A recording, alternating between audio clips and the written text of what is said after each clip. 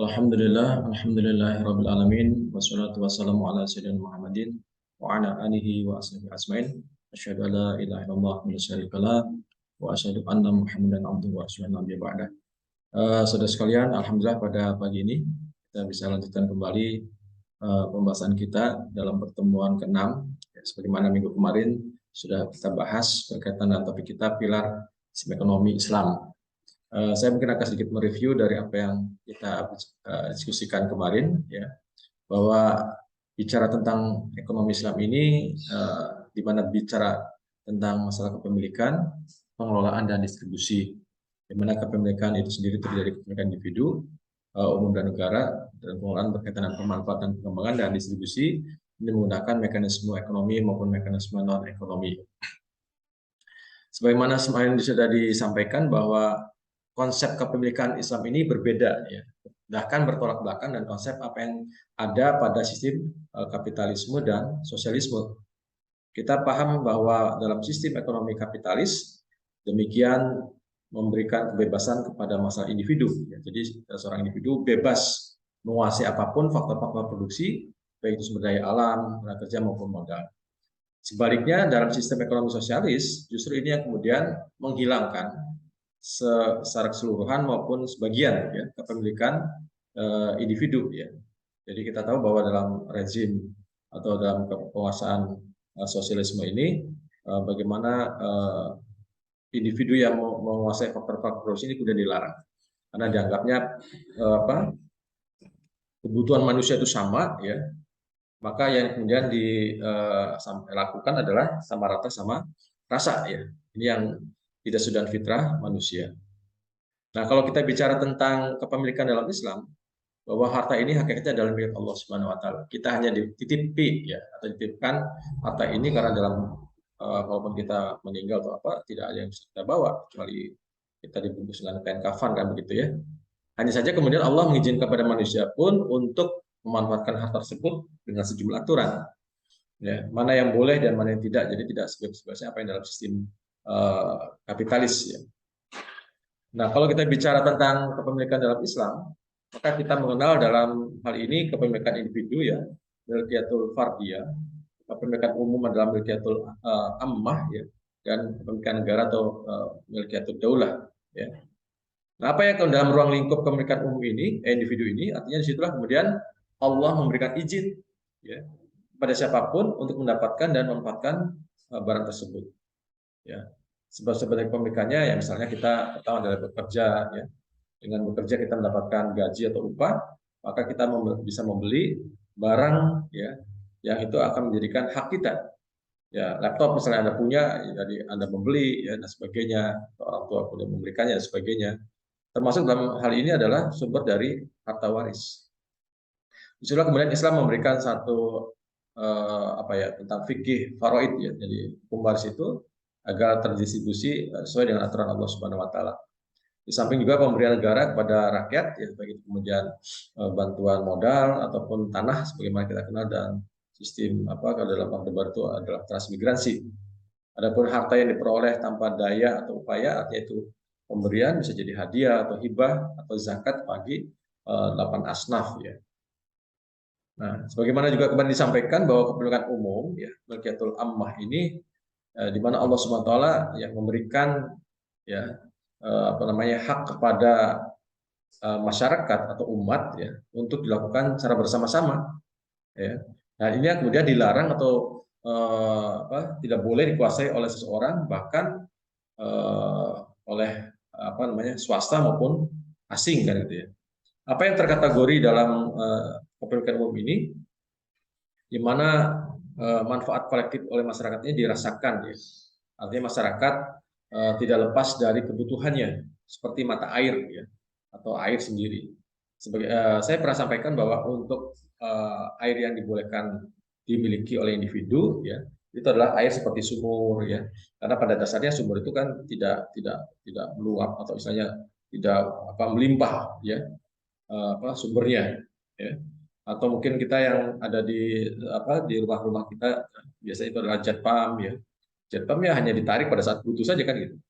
Sementara mata air, ya, kalau kita melihat iklan-iklan apa namanya, minuman mineral itu kan seperti melimpah ya, bahkan mengalir kemanapun. Nah ini yang tidak boleh dimiliki oleh individu, ya swasta ataupun asing. Ya, artinya masyarakat boleh mengakses di sana. Ya, sangat beda dengan apa yang kemudian terjadi. Ya, ada perusahaan asing, ya contohnya misalnya Aqua, Danone dan sebagainya itu menguasai mata air sehingga ya masyarakat memiliki eh, apa namanya hambatan ya untuk mengaksesnya. Kemudian yang kedua adalah barang yang tabiatnya tidak mungkin dimiliki. Ya. Laut, sungai, danau, makanya ya pantai itu adalah milik umat. Jadi siapapun boleh mengakses. Ya. Kalau sekarang kan kalau di pinggir seperti di Anyer itu kan di mana dimiliki oleh hotel dan sebagainya, seolah sampai ke lautnya gitu ya. Itu kemudian boleh, itu adalah milik umat. Dan yang terakhir adalah barang tambang yang secara deposit demikian melimpah ya. Maka istilah baginda Rasulullah SAW dalam hadisnya ya itu menyampaikan annasu surakatu fis salasin al-kala alma anar ya. Jadi manusia bersikap dalam masalah tiga hal, al-kala berkaitan dengan hutan, jadi hutan adalah milik umat, kemudian berkaitan dengan alma air, ya tadi sifat mata air, dan kemudian anar. Sebagian mufasir mengatakan anar ini adalah api atau barang tambang. Sehingga barang tambang yang kita lihat seperti yang terjadi di apa Freeport gitu ya, kemudian di Kalimantan yang deposit batu bara yang sangat besar, ya, dan sebagainya, itu adalah milik umat. Jadi artinya situlah kemudian Allah menganugerahkan kita, saudara ya, Indonesia ini dengan sumber daya yang melimpah. Tapi yang terjadi adalah sumber daya itu tidak dirasakan kemanfaatan, ya. Seolah kemudian masih banyak masyarakat yang, apalagi di wilayah yang sumber daya alamnya melimpah, seperti Papua, ya dalam kehidupan yang sangat terbatas. Itu dari sisi kependudukan umum yang kemudian dilanjutkan masalah kependudukan negara. Jadi kependudukan negara ini adalah pengelolaannya menjadikan kewenangan khalifah atau amir mukminin. Ya, itu bisa terkategori padang pasir, pantai, tanah mati, ada tanah mati tidak ada kepemilikan, ya, yaitu yang kemudian tidak bertuan dan sebagainya. Dan ini yang kemudian dananya berasal dari Baitul Mal. Jadi Baitul Mal ini bukan Baitul Mal Tanbil yang ada di masjid ya, tapi ini mirip dengan APBN kita. Nah, kita ke pilar kedua tadi tentang kepemilikan. Kita keluar kedua itu adalah tentang pengelolaan. Nah, pengelolaan ini tasarruf ini bisa terkategori dua, dari sisi pemanfaatan dan sisi pengembangan. Ya, jelas dari sisi pemanfaatan harta kekayaan ini, ya dalam pandangan Islam adalah penggunaan harta yang dihalalkan. Ya, artinya ya bagaimana kemudian kewajiban untuk menafkahi ya diri sendiri, kemudian orang yang menjadikan tanggung jawabnya, apa itu istri, orang tua, dan sebagainya. Termasuk dalam hal kalaupun seseorang memiliki hutang maka untuk kemudian dibayarkan. Adapun zakat sendiri, ya ini terkena pada muzaki ya, mereka yang telah mencapai nisab dan haulnya. Ya nisab itu 85 gram emas, ya tinggal dikilokan dikalkulasi 4,1 gramnya ya itu berapa ya, itu maka dalam 1 tahun maka wajib mengeluarkan zakat 2,5%. Ya, kemudian juga dalam silaturahmi, ya makanya kalau berkunjung dan membawa oleh-oleh itu ya satu hal yang dibolehkan ya, tapi jangan dilakukan pada saat ada maksudnya gitu ya. Jadi kalau sering atau berkunjung siapapun mereka saling memberi nggak masalah. Ya termasuk infak sedekah kepada pokoro yang membutuhkan. Adapun yang lain ya saya pikir juga dalam Islam ada hal-hal yang dilarang atau diharamkan ya, kaitan masalah israf dan tasbir ya. Mereka-mereka yang menafkahkan ya di perkara yang Allah haramkan, ya misalnya untuk berbisnis pada khomer, ya kemudian ke tempat-tempat maksiat yang boleh. Ya termasuk dia takrif ya, artinya berfoya-foya dan mewah-mewah. Ya, ya Rasulullah SAW sendiri kan demikian, sebagai Rasul, bagaimana kehidupan kalau kita lihat ya, demikian sederhana dan sebagainya ya. Ya kalau kita sekarang mungkin gaya hedonis ya, gaya kehidupan sultan yang makan bisa sebagainya, itulah ya kalau kita lihat artis-artis di endorse ya, beli yang kira-kira ya mungkin dari harga yang sangat ayam itu daging apa tuh yang sampai 3,5 juta per kilo gitu ya. Orang sementara lain masih kesulitan untuk makan daging dan sebagainya. Kemudian takrir ya tidak boleh juga kita memiliki sifat kikir, pedit, celit pedit ya, cedit gitu ya bahasa Sunda dan sebagainya. Ya. Insya Allah akan memberikan keberkahan bagi orang yang suka menginfakkan ya, menafkahkan hartanya seperti itu. Dan larangan juga untuk membiayai tindakan kejahatan dan sebagainya, termasuk masalah riswah ini yang menjadikan kita lihat pada saat ini suap menyuap jadi satu hal yang dianggap biasa ya. Tidak kalau urusan tidak akan lancar lah istilahnya kalau tidak pakai uang. Nah, kemudian dari sisi pemanfaatan kepentingan umum juga, bagaimana tadi negara sebagai wakil umat ya, ini mengamanahkan ya, negara tidak boleh atau melarang ya dengan cara barter atau diserahkan kepada pihak tertentu atau pihak asing. Ya.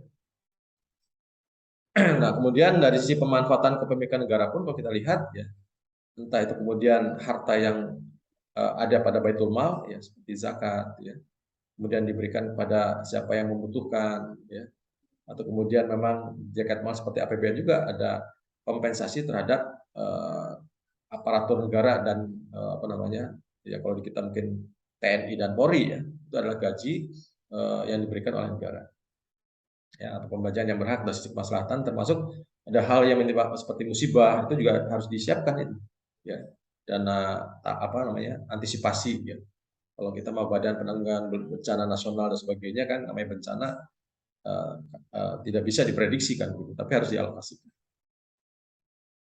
Nah itu berkaitan dengan masalah tadi pemanfaatan ya. Ya. Nah kemudian berkaitan dengan masalah pengembangan kepemilikan ini berbeda ya dengan apa yang disebut dengan pengembangan harta. Jadi kalau bicara tentang pengembangan harta itu, ya, itu hal-hal yang sifatnya teknis. Ya. Jadi bagaimana meningkatkan kapasitas produksi dan sebagainya, silakan dengan cara apa? Dengan mesin, dengan teknologi dan sebagainya.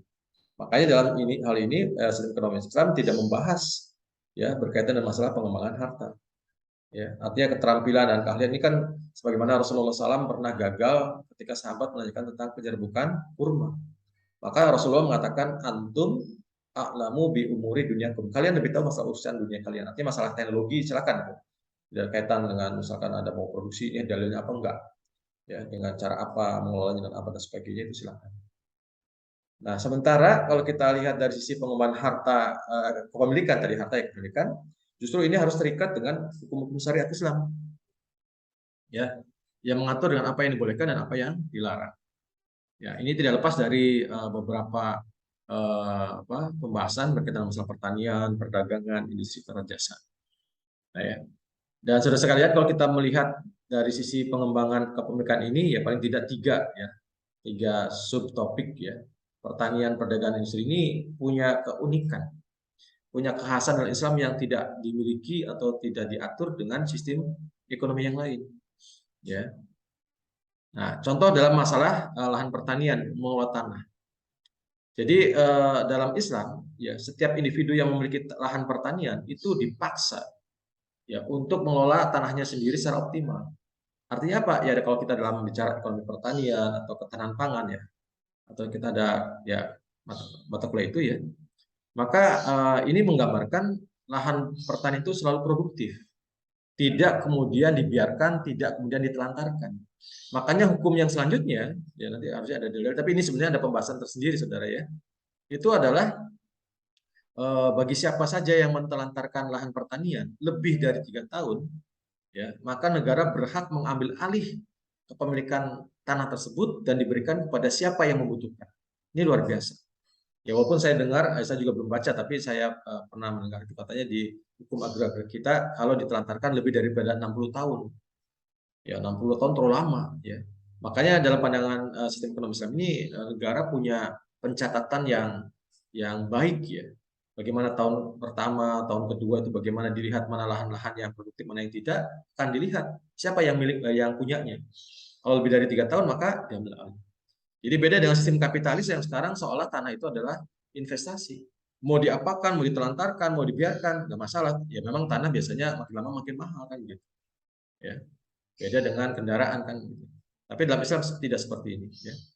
Bahkan yang selanjutnya kalau tidak ini juga ini masih terbatas ya, mungkin ada khususnya lagi adalah misalnya larangan menyewa tanah ya.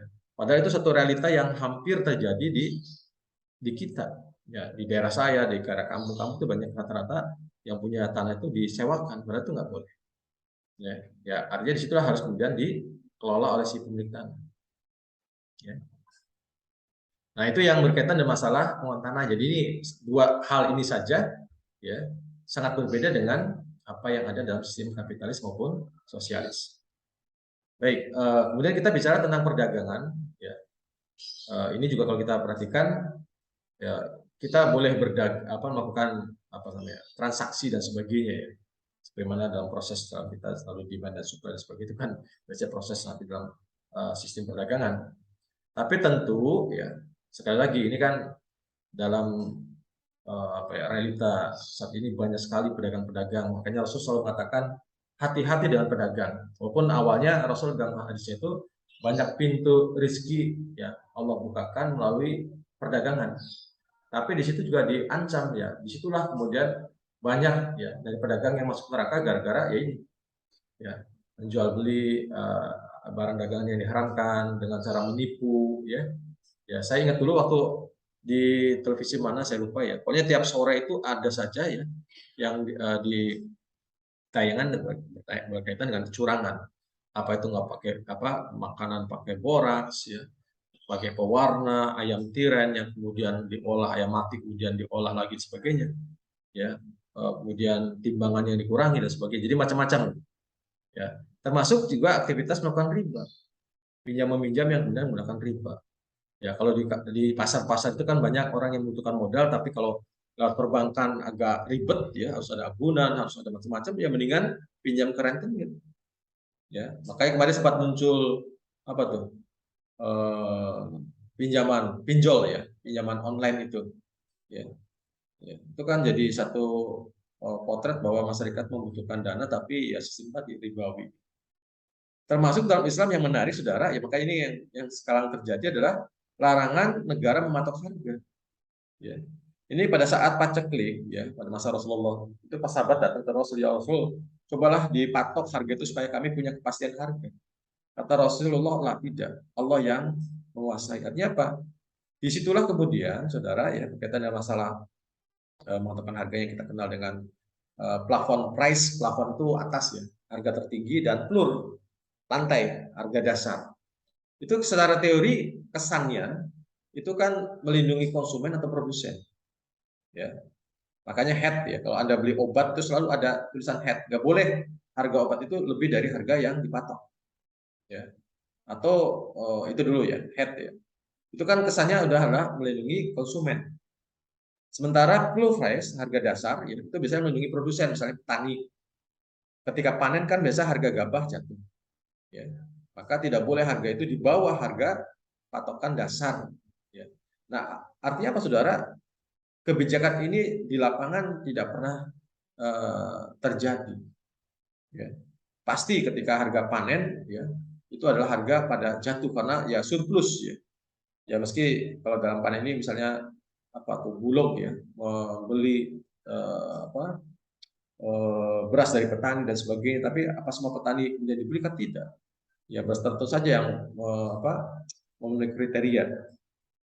Nah, artinya di sini ketika Rasulullah SAW melarang ya mematok harga itu bukan berarti negara lepas tangan. Pertama, jika terjadi kelangkaan disebabkan karena ya demand yang besar dan supply yang terbatas, maka negara wajib untuk memenuhinya. Ya, ya artinya di situ ya stok atau kemudian supply itu harus ditambah. Ya, tapi bukan dengan kebijakan seperti pemadam kebakaran yang disebut dengan pasar apa tuh pasar barang, operasi pasar ya. Ketika kemarin minyak goreng langka, kemudian satu truk misalnya, tapi hari itu saja, jam itu saja, dalam waktu 1 jam udah habis. Tapi kebutuhan masih kurang. Jadi artinya apa? Sampai tercapainya kebutuhan normal ya masyarakat, ya itu baru kemudian ya negara harus mengendalikan situ ya. Itu yang pertama ya, kalau misalnya terjadi kelangkaan disebabkan kelangkaan barang.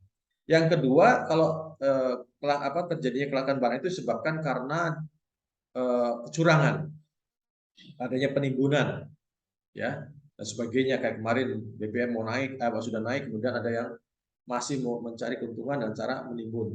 Dulu minyak goreng, kemudian harga tinggi, kemudian ditimbun. Itu negara harus kemudian menghukum siapa pelaku-pelaku penimbunan, karena dengan penimbunan itu akan menyebabkan distorsi harga. Ya.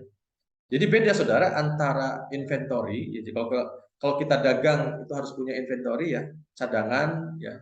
Kalau sebelum barang habis kita beli dulu, belanja dulu itu boleh. Tapi kalau namanya menimbun itu kan pasti tujuannya mencari keuntungan dan akan terjadinya kelangkaan akibat distribusi itu kemudian tersendat. Ini yang nggak boleh. Jadi bedakan antara distribusi inventory dengan menimbun ya. Jadi ini yang menarik bahwa dalam Islam larangan mematok harga. Jadi artinya diserahkan ke pasar, silakan mana harga yang sesuai dengan pertemuan demand dan supply. Negara tidak. Ya, makanya disebut dengan persaingan bebas itu dalam Islam sudah diterapkan, bukan hanya dalam sistem ekonomi kapitalis. Ya, ya hanya tentu pengawasan negara juga dilakukan kan. Gitu. Kalau terjadi kelangkaan, terjadinya kecurangan, nanti kemudian negara harus turun tangan. Baik, kemudian selanjutnya dalam masalah industri tadi sudah pertanian, dalam masalah jual beli, dan sekarang industri. Industri pun di sini dalam Islam ya bagaimana proses industri adalah mengolah barang menjadi barang lain yang bernilai lebih tinggi, ya. Disitulah kemudian kaitan dari industri ini ada kaitan dengan masalah hukum syirkah atau perseroan. Jadi perseroan sendiri nanti pembahasan yang panjang sebetulnya ya. Tapi kenapa kita mengenal ada syirkah inan, syirkah abdan, syirkah mudharabah, syirkah wujud dan sebagainya itu kan artinya perkongsian antara pemilik modal, apakah dia langsung bergabung dengan bekerja terlibat dalam aktivitas atau tidak. Nah, itu yang akan menentukan masalah keuntungan dan kerugian kan gitu. Itu ada khususlah pembahasan tentang hukum syirkah ya. Jadi ini penting bagi kita juga harus mengetahuinya. Termasuk hukum ijarah. Ya, ini juga sebetulnya pembahasan nanti di bab berapa yang akan kita bahas secara khusus ya. Pengupahan karena dalam sistem pengupahan kita, masalah ketenaga kerja itu selalu ya bergejolak. Karena ada beberapa hal yang dalam pandangan Islam saya pikir itu kemudian tidak diterapkan. Ya, misalkan hubungan antara majikan dengan buruh itu kan kesannya ya terjadi itu tadi majikan dan buruh, padahal majikan butuh buruh, buruh juga butuh orang yang memberikan pekerjaan. Jadi partner ya mitra, bukan satu hal yang hubungan antara majikan dan buruh. Ya, belum lagi kalau bicara tentang syarat-syarat ya akad dalam ini kan kadang orang yuk kita kerja ya tidak ditentukan kerjanya apa, gajinya berapa, nah nggak enak juga udah untung diajak kerja ya nggak bisa karena itu akan memiliki konsekuensi saudara ya. Ketika kita bekerja harus jelas dulu kerjanya apa, job desk-nya ya. Kemudian waktu kerjanya kapan, upahnya berapa itu harus di awal. Ya, nggak bisa nanti kumaha engke, ya, engke kumaha justru. Itu akan menjadikan perselisihan. Ya. Belum lagi ya itu kan konsekuensi ketika kita tahu apa yang menjadikan kewajiban kita dalam mencurahkan tenaga kita, itu akan ditimbal mendapat timbal balik dari upah yang kita dapat. Ya. Termasuk dalam jual beli ya dalam perdagangan luar negeri ya. Ya kalau dalam Islam ya jangan sampai kemudian kita menjual barang yang justru menguatkan negara lain ya, dan sebagainya ya atau yang membahayakan diri kita dan sebagainya. Ya. Jadi ini sangat menarik bahwa industri pun dalam Islam mengaturnya. Nah, itu pilar kedua saudara ya. Dan pilar yang ketiga itu berkaitan masalah distribusi kepemilikan. Jadi ketika kepemilikan mana hak-hak yang dibolehkan dimiliki oleh individu, oleh umum dan negara, kemudian bicara tentang distribusi, ada pemanfaatan, ada kemudian pengembangan harta juga berbeda. Ya, nah kemudian yang ketiga, pilar ketiga dan masalah distribusi kepemilikan. Ya, karena biasanya distribusi ini tidak berjalan lancar, ya, maka seringkali terjadi apa yang disebut dengan indikator makro itu adalah kemiskinan, kesenjangan, ketimpangan dan sebagainya. Ini sebabkan kenapa distribusinya yang tidak berjalan baik. Ya. Termasuk dalam kesalahan mekanisme distribusi ini ya munculnya ya praktek-praktek atau kalau mungkin dalam istilah kita dalam teori ya kita kenal dengan jenis pasar ya, pasar monopoli, pasar oligopoli ya, kalau pasar persaingan dan sebagainya ini bisa jadi muncul. Ya karena tadi mana yang menjadi hak milik umum dikuasai oleh pribadi, yang punya negara dimiliki oleh pribadi, udah ngacak ini, udah kacau. Maka ya kalau sekarang misalnya oligarki itu kan jadi kekuatan yang besar sudah. Masalah minyak goreng itu kan sebetulnya kenapa negara tidak berdaya ya karena dikuasai dari hulu sampai hilirnya, dari mulai perkebunan sampai hilirnya. Demikian juga BBM, dari hulu sampai hilirnya.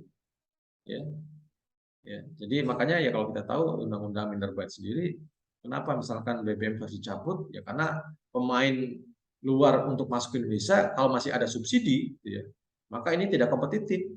Ya. Kalau harganya sama dengan harga yang mereka jual, ya itu barulah kemudian mereka mau berinvestasi. Ya, makanya ketika Pertamax sudah mendekati hampir yang sama mereka jual, ya itulah yang kemudian istilahnya sudah walaupun mungkin lebih mahal mereka ya, tapi kalau istilah dari sisi kualitas dan sebagainya bisa jadi kemudian mereka mendapatkan keuntungan yang didapatkan. Ya, jadi ini kesalahan distribusi itu menyebabkan munculnya penyimpangan-penyimpangan mana yang hak pribadi kemudian dikuasai oleh umum dan negara justru dikuasai oleh pribadi. Sehingga di sini sekali lagi bahwa Islam ya dalam masalah distribusi ya berbeda lagi dengan cara bagaimana sistem kapitalis dan sosialis. Ya. Nah, kemudian yang selanjutnya dalam sisi distribusi sendiri adalah jaminan negara, apa yang sudah dalam kita bicara tentang apa ya, filsafat, falsafah atau politik ya, bahwa negara harus menjamin kebutuhan pokok setiap rakyat. Ya. Termasuk mendistribusikan kekayaan harta orang kaya kepada fakir miskin, yaitu mulai lewat zakat ya. Ya. Dan tentu mengawasi pemanfaatan kepentingan umum maupun negara ini ya. Kalau sekarang dengan sistem kapitalis ya negara hanya sebagai regulator ya. Sementara yang menguasai ya kemudian memiliki adalah swasta atau individu ya. Jadi ini sangat penting. Bahkan seorang kepala negara ya sekelas Amir Mukminin itu ya bagaimana kisah Umar bin Khattab radhiyallahu anhu ya tiap malam keliling, masih adakah rakyatnya tidak bisa makan pada hari itu ya. Makanya kalau kita lihat ya strukturnya aja di ini kan disesuaikan dengan wilayahnya. Misalkan presiden nasional ya bisa juga ya untuk mencari ya atau gubernur, bupati, bahkan di level terendah itu adalah RT. Ya, apakah RT kemudian tiap malam keliling masih ada enggak warganya yang tidak bisa makan? Itu luar biasa. Ya. Maka di sini mekanisme pengaturan oleh negara itu ya kalau kita lihat terbagi dalam masalah dua ya, dua aspek, aspek ekonomi dan ekonomi. Jadi kalau mekanisme ekonomi itu kita menggunakan ya bagaimana peran Baitul Mal. Ya. Nah pajak di sini saudara doriba ini bukan jadi dominan ya, justru ingin disampaikan di sini ya ini yang membedakan pajak dalam Islam dengan pajak dalam kapitalis. Kalau dalam pajak kapitalis adalah menjadi primadona sumber utama pendapatan negara. Ya, ini berbeda dengan Islam. Islam justru menjadikan pajak ini adalah alternatif pungutan terakhir tak kala Baitul Mal kosong. Dan itu pun tidak dibebankan kepada semua orang, hanya kepada kaum muslimin yang agnia, yang kaya. Tidak kepada non-muslim dan sebagainya. Tidak kepada perempuan dan anak-anak dan sebagainya. Ya, jadi kalau sudah terpenuhi baru kemudian dihentikan, bukan selamanya. Nah, ini kan kita kalau kita melihat dari pendapatan negara kita, ya pun negara-negara lain ya sumber dari pajak hampir 85%. Jadi primadona itu ya didapatkan dari pajak. Adapun Baitul Mal ya bisa dari sumber daya alam tadi ya, kemudian dari zakat, dari infak sedekah, dari ghanimah dan sebagainya, dari banyak ya. Nah, sementara kalau dari sisi non ekonomi saudara adalah berkaitan dengan peranan zakat ya dan waris. Ya, karena ini ya sudah ada hukumnya. Zakat hanya berlaku untuk orang-orang tertentu ya dalam surat At-Taubah ayat 60, 8 asnaf itu, dan waris pun ada siapa yang berhak saja dan sebagainya. Adapun mekanisme yang kemudian ya boleh katakan dalam hal ini disunahkan ya adalah adanya penanggungan takaful. Ya, adanya dorongan qardun hasan ya artinya meminjamkan tanpa bunga gitu ya. Ya, bahkan kalau bisa istilahnya apa ya memberikan saja ya tanpa ada kita kan kadang saat ini agak aneh ya zakat katanya diberikan pada muzaki mustahik mah ya nah ini ya ya zakat itu kan 8 asnaf ya fakir miskin ibu sabil gorimin ya, jihad fisabilillah ya, dan sebagainya ini memang hanya 8 orang saja sebagaimana saya pernah sampaikan ya. Tidak boleh kepada lembaga tidak boleh kepada orang di luar ini. Adapun infak sedekah jis ya dekat infak sedekah atau sekarang sebutnya jiswah wakaf ya boleh diserahkan atau digunakan untuk kemaslahatan yang lain untuk pembangunan sekolah, rumah sakit dan sebagainya itu, tapi bukan dari zakat ya, tapi dari infak, sedekah dan wakaf ya. Jadi kita lihat di sini ya. Nah, yang tadi saya sampaikan bahwa namanya zakat itu ya diberikan pada 8 asnaf tadi, ya sudah hak mereka kan begitu ya. Tapi sekarang ini ada yang terkesan ya, zakat itu kemudian dijadikan seperti modal, hanya dipinjamkan kemudian harus dibalikkan dengan alasannya supaya mereka dari mustahik menjadi muzaki katanya. Nah, ini kan satu hal yang namanya harta zakat itu ya mau diapakan terserah mereka. Kalaupun misalnya ingin mereka menjadi muzaki, ya negara bagaimana misalkan ya memberikan pekerjaan, pendampingan, bagaimana meningkatkan kemampuan ya dengan apa soalnya skillnya gitu ya. Tapi jangan dari zakatnya kemudian ditakuti gitu ya. Ya, dana zakatnya, dan zakatnya adalah hak mereka, serahkan mau dihabiskan mudah apa itu adalah mereka, bukan kemudian dikembalikan lagi. Ini kan ada yang saya lihat ya apa namanya, zakat ini seperti kayak pinjaman, harus dibalikan lagi ya, ya dengan alasan tadi. Jadi ini yang kalau kita perhatikan zakat ini punya dimensinya luar biasa. Bahkan orang kaya yang banyak utangnya juga sampai dia tidak mampu ya, ya itu bisa diberikan zakat gitu ya. Kalau dia seorang muslim, ini kan hanya muslim ya yang boleh ya. Nah, adapun sektor kepemilikan umum ini pun harus dikasihkan untuk kepemilikan umum, infrastruktur dan sebagainya. Jadi kita itu sebetulnya kaya akan sumber daya alam ya. Dengan pendapatan dari situ akan bisa digunakan untuk kemaslahatan umat gitu ya. Nah, tadi juga yang sampaikan tentang pajak ya, tadi sempat saya singgung, ini berlaku pada saat betul mal kosong dan dalam keadaan darurat ya. Ya, entah itu paceklik, bencana yang kemudian itu terkuras habis ya, yang tidak ada yang bisa ditunda untuk kebutuhan-kebutuhan pemenuhan kebutuhan rakyat dan sebagainya, maka boleh diterapkan pajak ini dan hanya kepada seorang muslim yang agnia ya, tidak dipukul rata ya. Makanya bersifat kontemporer apabila sudah terpenuhi ataupun sudah mencukupi ya, ya ini tadi hanya kaum muslim kaya sudah dihentikan ya, bukan menjadikan sumber utama, menjadikan sumber primadona ya apa yang terjadi sekarang ya. Dan yang terakhir kalau kita lihat berkaitan dengan masalah waris ya, maka namanya ahli waris ya itu adalah pihak-pihak ya, silsilah atau apalah nanti ada. Kalau itu ilmu faraid itu kan nanti akan, kalau sekarang ada ya alhamdulillah sudah ada aplikasi ya, tinggal memasukkan siapa yang terkategori ya, misalnya dari istri, anak, kemudian laki-laki, perempuan, dari paman, dari adik, kakak dan sebagainya ya, tinggal dimasukkan saja. Kalau tidak ada berarti tidak masuk di situ ya. Tapi bisa jadi ya, di mana seseorang itu kemudian tidak memiliki ahli waris ya, maka itu yang kemudian diberikan kepada Baitul Mal ya. Dan misalnya ya sering kita apa yang namanya, ada pesan ya, wasiat ya, itu tidak boleh lebih dari sepertiga ya kalau tidak salah ya, harta itu kemudian diberikan. Jadi misalnya kalau dalam film-film kan ada orang kaya yang dirawat oleh baby sister atau mungkin pembantu ya, semua harta warisannya karena anaknya tidak banyak yang perhatian, maka semuanya diserahkan pada pembantunya. Itu nggak bisa. Atau bahkan yang aneh lagi diberikan pada hewan gitu ya, hewan peliharaan yang setia gitu ya, karena memang kadang hewan itu katanya ya lebih setia daripada manusia ya pada majikannya gitu. Sampai ada kisah ketika majikannya pergi ditungguin terus ya, itu kan film ya kalau walau ya. Tapi tidak bisa juga kemudian warisan itu diserahkan semua kepada hewan misalnya. Hubungannya hewan untuk mikirnya saja tidak bisa gitu ya. Jadi ini hal-hal saudara yang kalau kita perhatikan ya dari pilar-pilar tadi ya, maka terlihat betul bagaimana Islam memiliki satu kelengkapan yang jelas ya berkaitan dengan masalah kepemilikan ya. Kemudian mana tadi? Nah ini ya. Jadi ini saya sengaja saya sampaikan karena saya perhatikan jarang sekali dalam sistem ekonomi Islam ataupun dalam materi-materi ekonomi Islam itu yang menjelaskan ini. Ya, terkadang bicara tentang ekonomi Islam ya tidak berarti salah ya, tapi tidak menyeluruh ya. Bahkan sifatnya parsial, hanya bicara tentang produk-produk keuangan syariah, ya, itu bank syariah, entah kemudian asuransi syariah, entah kemudian sekarang jiswa dan sebagainya, ya.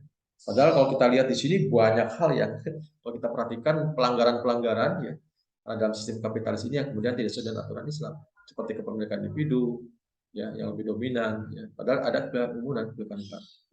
Sementara dari sisi pengelolaan, baik itu pemanfaatan pengembangan atau pengembangan ini juga banyak yang menyimpang. Pertanian saya tadi jelaskan, ya, banyak lahan pertanian terlantar, ya. Ya, sehingga namanya kalau kita kemarin misalnya di G20 ya, pertemuan G20 itu isu yang kemudian diangkat adalah berkaitan masalah kerawanan ketahanan pangan, gitu ya. Karena adanya invasi Rusia ke Ukraina, gitu ya, yang berdampak kepada ekonomi global. Ya sebenarnya Indonesia dengan kekayaan alam dan luas wilayah yang ya katakan lahan pertanian yang banyak ini sebenarnya bisa mampu, ya. Ya walau katanya Jokowi mengatakan 3 tahun sudah tidak swasembada pangan gitu sebagainya. Ya.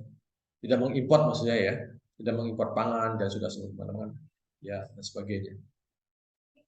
Jadi ini kalau kita coba telusuri ya fakta-fakta yang kemudian Islam atur ini banyak sekali, ya yang kemudian tidak berjalan, ya karena memang negeri ini ya kalau kita sering saya sampaikan menerapkan sistem apa, ya sekalipun Pancasila yang pernah kita coba kritisi ya ternyata juga Pak yang sudah kita barangkali di mata kuliah sistem ekonomi kan gitu ya hanya sebagai jargon, padahal pasal 33 Undang-Undang Dasar 45 sudah mengamanahkan ya kekayaan alam yang masih hajat di orang banyak dikuasai oleh negara. Itu yang jadikan pertanyaan negara mana kan begitu. Ya, yang dikuasai negara yang sepenuhnya digunakan untuk kepentingan rakyat. Jadi kalau seperti ini tentu ya luar biasa ya. Seperti alam kita dengan yang Allah berikan. Baik, barangkali itu yang bisa saya sampaikan ya. Jadi intinya setelah kita memahami tentang bagaimana pilar sistem ekonomi Islam itu, maka terlihat betul ya demikian paripurnanya, sempurnanya dan aturan-aturan yang Allah dan Rasulullah contohkan ya untuk mengatur dalam masalah ekonomi saja. Ya. Mudah-mudahan dari apa yang saya sampaikan ini ya memberikan satu informasi, memberikan satu wawasan, bahkan satu pemahaman bagi kita ternyata apa yang di ya dalam katakanlah yang dalam pilar ekonomi Islam ini demikian menyeluruh ya agregat dan kalau kita diterapkan di manapun ya sebagaimana Islam sebagai rahmatan alamin ini ya pasti akan memberikan kebarokahan ya. Sementara ketika sistem-sistem lain yang kemudian diterapkan pada saat ini terutama sistem kapitalis ya akan menimbulkan permasalahan ya. Karena kapitalis sendiri cacat di awal dari kemunculannya ya. Jadi tentu ya selalu kita mengintrospeksi diri ya hukum siapa yang lebih layak ya. Apakah hukum yang membuat manusia atau hukum buatan manusia ya. Ya itulah yang perlu kita renungkan. Ya, baik saudara sekalian, itu barangkali yang bisa saya sampaikan. Mohon maaf apabila ada hal yang tidak berkenan. Mari kita tutup dengan sama-sama membacakan hamdalah. Alhamdulillahirrahmanirrahim. Demikian. Mohon maaf. Assalamualaikum warahmatullahi wabarakatuh.